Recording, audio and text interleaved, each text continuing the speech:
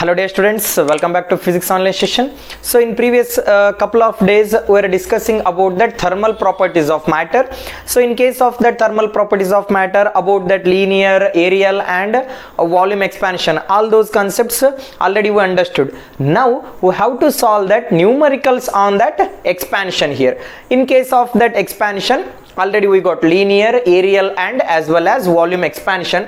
By taking use of those formulas we can able to solve the numericals in physics. So solving the numerical is very much important, and first most thing you need to understand one thing.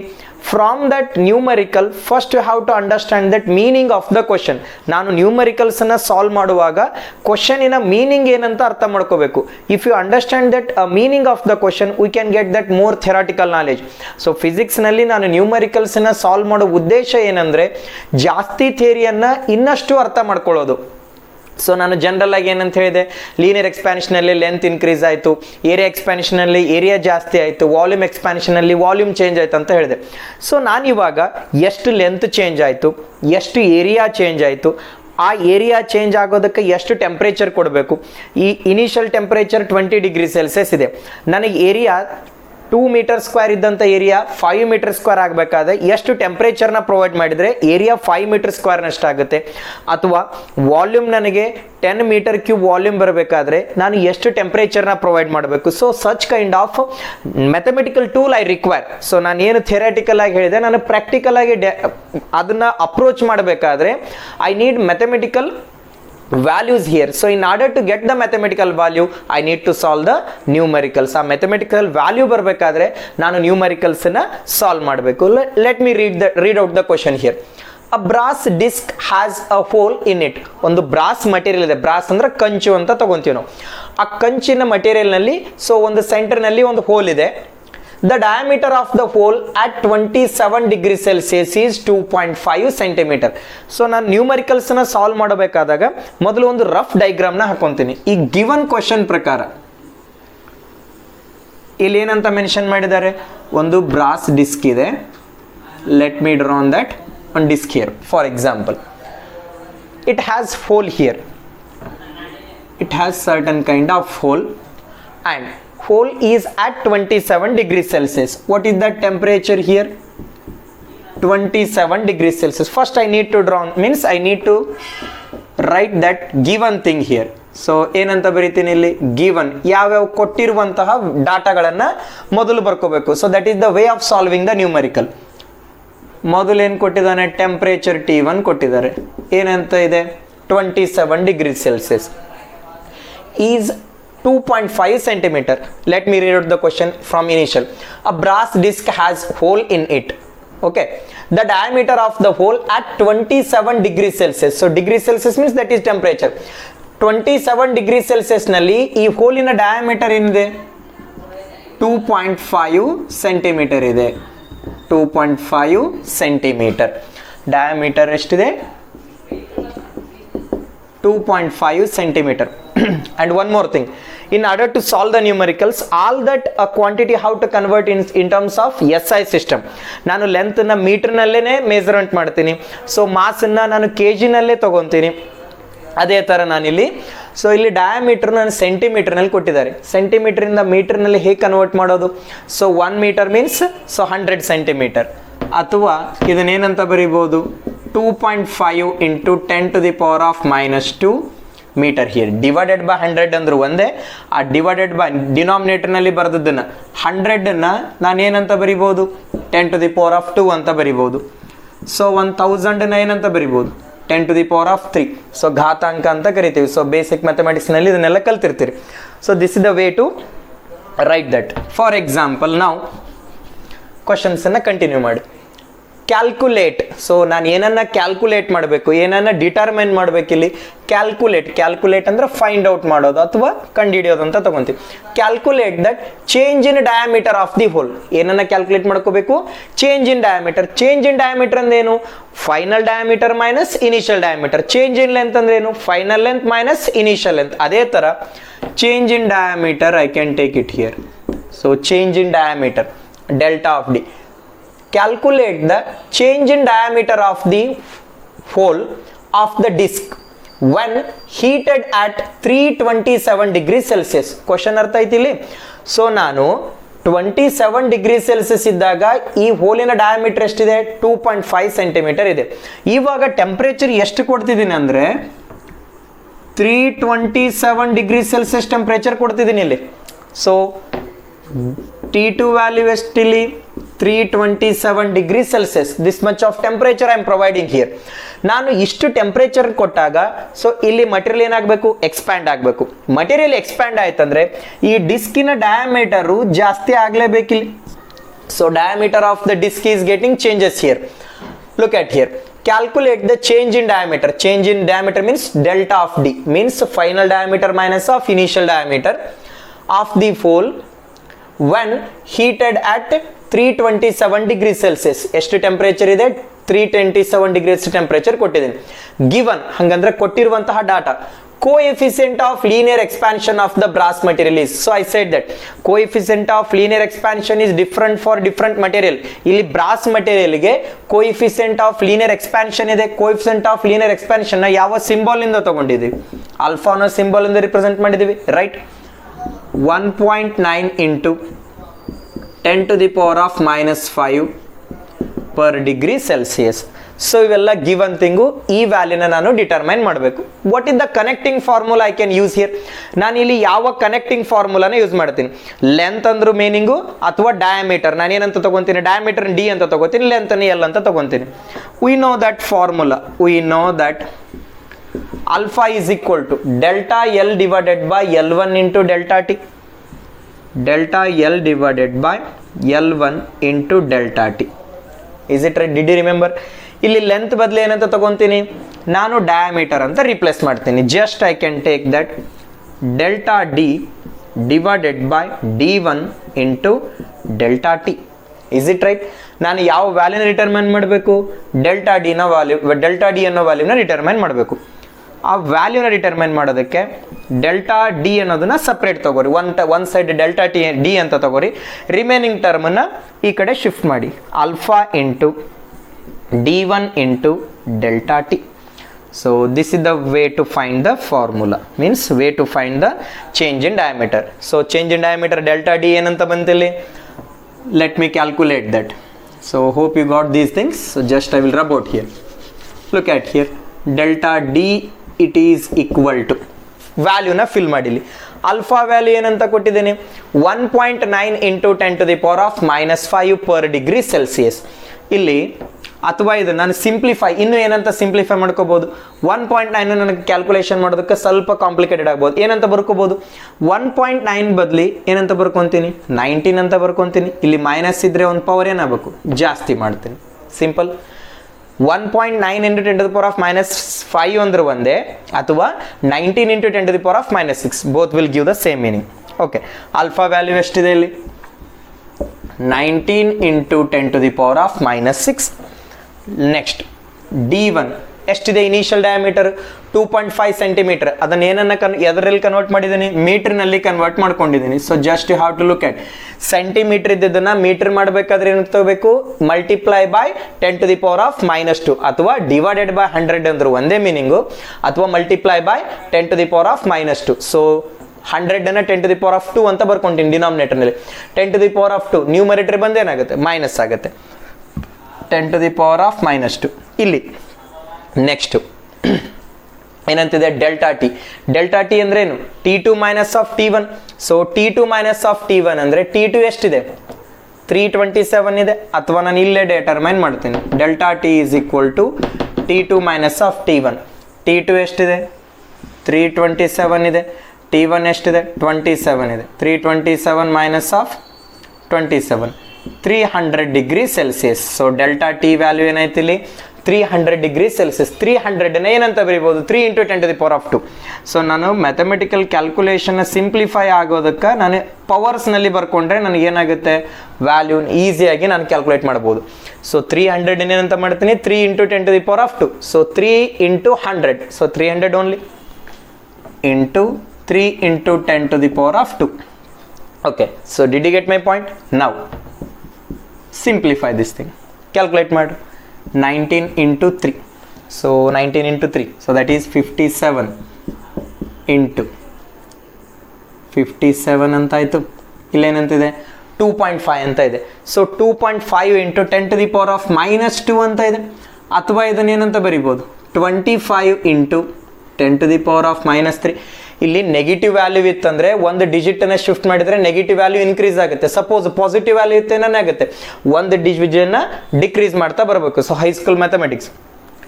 Okay, 25 into ಇಲ್ಲಿ ನೋಡ್ರಿ, bases are same, 10 to the power of minus 6, 10 to the power of minus 3, 10 to the power of 2. If bases are same, powers are added here. So 10 to the power of minus 6, so here minus 3, here plus 2. Okay, now look at here, 25 into 57. So if you calculate that, so 24 into 65, sorry, 25 into 57, that is 1425 into 10 to the power of minus 6 minus 3, that is minus 9, minus 9 plus 2, so that is 10 to the power of minus 7. Delta of D is equal to how much? 1425 into 10 to the power of minus 7, okay, meter only. So I converted into meter here. Now look at here, diameter ನಾನು ಮೀಟರ್ನಲ್ಲಿ ಹೇಳ್ಬೋದು ಅಥವಾ centimetre what ever, ಅಥವಾ ಇದನ್ನು ಏನಂತ rearrange ಮಾಡ್ಬೋದು. ಈ ಪಾಯಿಂಟ್ನ ಈ ಕಡೆ ಲೆಫ್ಟ್ ಸೈಡ್ ತಗೋರಿ. ಇಲ್ಲಿ ನೆಗೆಟಿವ್ ಸೈನ್ ಇದ್ದಾಗ ರೈಟ್ ಸೈಡ್ ತಗೊಂಡಾಗ ವ್ಯಾಲ್ಯೂ, ಇಲ್ಲಿ ಪವರ್ ವ್ಯಾಲ್ಯೂ ಏನಾಗುತ್ತೆ, ಇನ್ಕ್ರೀಸ್ ಆಗುತ್ತೆ. ಅದನ್ನೇ ನಾನು ಲೆಫ್ಟ್ ಸೈಡ್ ತೊಗೊತೀನಿ. ಇಲ್ಲಿ ಪಾಯಿಂಟ್ ಇದೆ ಅಂತ ಅನ್ಕೋರಿ, 1 digit, so 10 to the power of minus 6, 10 to the power of minus 5, minus 4, minus 3, ಇಲ್ಲೊಂದು ಡಿವಿಷನ್ ಕೊಟ್ಟನೆ ಅಂತ ಅನ್ಕೋರಿ, minus 2. So 0.01425 into 10 to the power of minus 2 metre. ಇಲ್ಲಿ ಇದನ್ನು ಇಲ್ಲಾದರೂ ಸ್ಟಾಪ್ ಮಾಡ್ಬೋದು ಅಥವಾ ಕಂಟಿನ್ಯೂಯೇಷನ್ ಆದರೂ ಮಾಡ್ಬೋದು, ಅಥವಾ ಏನಂತ ಬರಿಬೋದು 0.014 10 to the power of minus 2 metre ಅಂದರೆ ಏನು? So that is nothing but centimetre only. Why? Because 1 metre ಅಂದ್ರೆ ಏನು, 100 centimeter here. Look at here, or 10 to the power of 2 centimeter. Okay, so centimeter is equal to 1 divided by 10 to the power of 2. ಈ denominator ಇದ್ದಿದ್ದು numerator ಬಂದರೆ ಏನಾಗುತ್ತೆ, 10 to the power of minus 2 meter is equal to what? So centimetre. ಸೆಂಟಿಮೀಟರ್ನಲ್ಲಿ ಏನಂತ ತಗೋಬೋದು, 10 to the power of minus 2 meter is equal to what? 1 centimeter. Both give the same meaning. ಈ ಥರನಾದರೂ ಬರಿಬೋದು, 10 to the power of minus 2 meter ಅಂತನಾದರೂ ಬರಿಬೋದು, ಅಥವಾ 10 to the power of minus 2 meter ಅಂದ್ರೆ ಏನಿಲ್ಲ, so 1 centimeter only. So 10 to the power of minus 2 meter ಅಂದ್ರೆ ಏನು, 1 centimeter. So these are all some simple mathematics. So you may means recall that basic mathematics here. So in terms of power I am playing, ನಾನು ಇಲ್ಲಿ ನ್ಯೂಮರಿಕಲ್ಸ್ನ solve ಮಾಡಬೇಕಾದಾಗ ಸ್ವಲ್ಪ ಪವರ್ಸ್ನಲ್ಲಿ ನಾನು convert ಮಾಡ್ಕೊಂಡ್ರೆ ಈಸಿಯಾಗಿ multiply ಮಾಡಿಕೊಂಡು ಸಿಂಪ್ಲಿಫೈ ಮಾಡ್ಬೋದು, ಅಥವಾ maximum don't habituation of that calculator. So own ಆಗಿ ಕ್ಯಾಲ್ಕುಲೇಷನ್ ಮಾಡೋದು ಬಹಳ ಒಳ್ಳೆಯದು, ಈಗಿಂದನೇ ಪ್ರಾಕ್ಟೀಸ್ ಮಾಡಿ. So hope you understand these numerical. Will go for next. Okay, so look at that next question. So just first I will read the question now. Calculate the density of mercury at 80 degrees Celsius. So ಏನನ್ನು determine ಮಾಡಬೇಕು, density of the mercury. In last class only we spoke about the density. So density ಅಂದ್ರೆ ಏನಂತ ತಗೊಂತೀವಿ, ಸಾಂದ್ರತೆ. Density is equal to mass per unit volume. Calculate the density of the mercury at 80 degrees Celsius. ಏನನ್ನ calculate ಮಾಡಬೇಕು, ಡೆನ್ಸಿಟಿನ calculate ಮಾಡಬೇಕು. ಮೊದಲಿಗೆ ಏನಂತ ತಗೋಬೇಕು, given ಥಿಂಗ್ಸ್ಗಳನ್ನು ಬರಿಬೇಕು. ಯಾವ್ಯಾವ ಕ್ವಾಂಟಿಟಿಗಳನ್ನು ಕೊಟ್ಟಿದ್ದಾರೆ ಅದನ್ನು ಮೊದಲು ಬರ್ಕೋಬೇಕು ನೀಟಾಗಿ. Calculate the density of mercury at 80 degrees Celsius. So ಏನನ್ನ ಕ್ಯಾಲ್ಕುಲೇಟ್ ಮಾಡಬೇಕು, ಡೆನ್ಸಿಟಿ. ಡೆನ್ಸಿಟಿನ ರೋ ಅನ್ನೋ ಲೆಟರಿಂದ ರಿಪ್ರೆಸೆಂಟ್ ಮಾಡ್ತಾರೆ, ಅಥವಾ ಡಿ ಅನ್ನೋ ಲೆಟರಿಂದ ರಿಪ್ರೆಸೆಂಟ್ ಮಾಡ್ತೀವಿ. ಕ್ಯಾಲ್ಕುಲೇಟ್ ಡೆನ್ಸಿಟಿ ಹಂಗಂದ್ರೆ ಯಾವುದನ್ನ ಡಿಟರ್ಮಿನ್ ಮಾಡಬೇಕು ಅದನ್ನು ಕ್ವಶನ್ ಮಾರ್ಕ್ನಲ್ಲಿ ತಗೋರಿ. Calculate the density of mercury at 80 degrees Celsius. Temperature ಎಷ್ಟಿದೆ, 80 degrees Celsius ಇದ್ದಾಗ ಆ ಮರ್ಕ್ಯೂರಿನ ಡೆನ್ಸಿಟಿ ಏನಂತ ಡಿಟರ್ಮೈನ್ ಮಾಡಬೇಕು. Given it's cubical expansion. Cubical expansion ಅಂದ್ರೆ ಒಂದೇ, ಅಥವಾ ವಾಲ್ಯೂಮ್ ಎಕ್ಸ್ಪ್ಯಾನ್ಷನ್ ಅಂದ್ರೆ ಒಂದೇ. Given it's cubical expansion is 1.82 into 10 to the power of minus 4 per degree Celsius. 1.82ನ ಇಲ್ಲಿ ಪಾಯಿಂಟ್ ಇದೆ, ಪಾಯಿಂಟನ್ನು ರೈಟ್ ಸೈಡ್ ಶಿಫ್ಟ್ ಮಾಡ್ತಿದ್ದೀನಿ. ಇಲ್ಲಿ ಮೈನಸ್ ನೆಗೆಟಿವ್ ಸೈನ್ ಇದೆ. ನೆಗೆಟಿವ್ ಸೈನ್ ಇದ್ದಾಗ ಈ ಡೆಸಿಮಲ್ ಪಾಯಿಂಟನ್ನು ರೈಟ್ ಸೈಡ್ ಶಿಫ್ಟ್ ಮಾಡಿದಾಗ ಏನಾಗುತ್ತೆ, ವ್ಯಾಲ್ಯೂ ಇನ್ಕ್ರೀಸ್ ಆಗುತ್ತೆ. ಇಲ್ಲಿ 10 to the power of minus 5. 1.8 ಇದನ್ನ ಏನು ಬರ್ಕೊತೀನಿ 18.2 ಅಂತ ಬರೀತೀನಿ. So for my simplification and its density at 0 degree Celsius is, ಒಂದು ಮರ್ಕ್ಯೂರಿ ಇದೆ, ಪಾದರಸ ಇದೆ, ಆ ಪಾದರಸದ ಟೆಂಪ್ರೇಚರ್ 80 ಡಿಗ್ರಿ ಸೆಲ್ಸಿಯಸ್ ಕೊಟ್ಟಾಗ 80 ಡಿಗ್ರಿ ಸೆಲ್ಸಿಯಸ್ ಇದ್ದಾಗ ಅದರ ಡೆನ್ಸಿಟಿ ಏನಂತ ಡಿಟರ್ಮೈನ್ ಮಾಡ್ಬೇಕು ನಾನು. ಇಲ್ಲೇನಂತ ಕೊಟ್ಟಿದ್ದಾರೆ ಅಂದರೆ ಆ ಮರ್ಕ್ಯೂರಿಯ ಡೆನ್ಸಿಟಿ 0 ಡಿಗ್ರಿ ಸೆಲ್ಸಿಯಸ್ ನಲ್ಲಿ ಎಷ್ಟಿದೆ 13.6 ಇದೆ. Look at here, 0 degree Celsius ಅಂದ್ರೆ ಇನಿಷಿಯಲ್ ಟೆಂಪರೇಚರ್, ಇದು final initial temperature 0 degree Celsius ಇದ್ದಾಗ ಇಲ್ಲೊಂದು ಮರ್ಕ್ಯೂರಿ ಇದೆ ಅಂತ ಅನ್ಕೋರಿ. ಈ ಮರ್ಕ್ಯೂರಿ ಟೆಂಪರೇಚರ್ 0 ಇದ್ದಾಗ ಇದ್ರ ಡೆನ್ಸಿಟಿ ಎಷ್ಟಿದೆ 13.6 gram per centimetre cube. Density D1 ಎಷ್ಟಿದೆ 13.6 ಗ್ರಾಮ್ ಪರ್ ಸೆಂಟಿಮೀಟರ್ ಕ್ಯೂಬ್.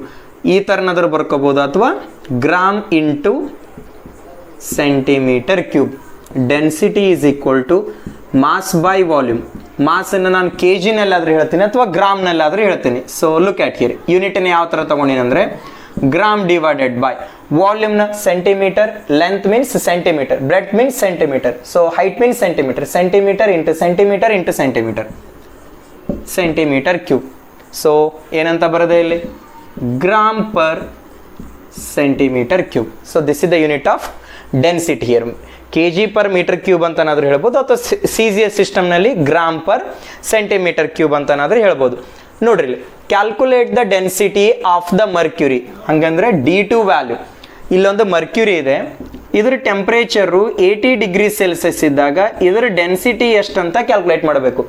ಅಲ್ಲಿ ಏನನ್ನ ಕ್ವಾಂಟಿಟಿ ಕೊಟ್ಟಿದ್ದಾರೆ ಅಂದರೆ ಈ ಮರ್ಕ್ಯೂರಿಯ ಟೆಂಪ್ರೇಚರು 0 ಡಿಗ್ರಿ ಸೆಲ್ಸಿಯಸ್ ಇದ್ದಾಗ ಇದರ ಡೆನ್ಸಿಟಿ ಎಷ್ಟಿದೆ 13.6 ಗ್ರಾಮ್ ಪರ್ ಸೆಂಟಿಮೀಟರ್ ಕ್ಯೂಬ್ ಇದೆ.